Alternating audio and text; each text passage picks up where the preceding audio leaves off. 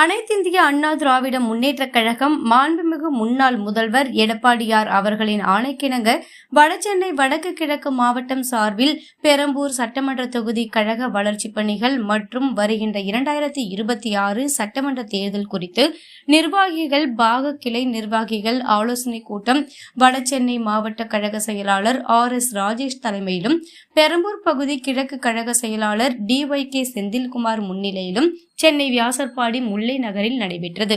இந்த கூட்டத்திற்கு வடசென்னை வடக்கு மேற்கு மாவட்ட கழக செயலாளர் பாலகங்கா மற்றும் கழக செய்தி தொடர்பாளர் பேராசிரியர் கல்யாணசுந்தரம் ஆகியோர் கலந்து கொண்டு கட்சி வளர்ச்சி குறித்தும் பொறுப்பாளர்களிடம் கருத்துரை வழங்கினார்கள்.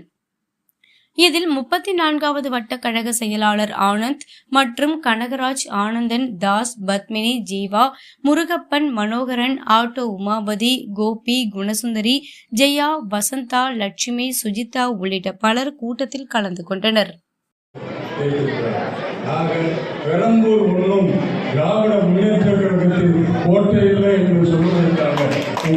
செய்திகளை சுடசுடவும் சூடாகவும் தெரிந்து கொள்ள எங்களை சப்ஸ்கிரைப் பண்ணுங்க. அப்படியே பெல் சிம்பலையும் கிளிக் பண்ணிடுங்க. இந்த செய்தியை நீங்கள் Facebookல் பார்த்து கொண்டிருந்தால் எங்கள் பேஜை லைக் அண்ட் ஃபாலோ பண்ணுங்க.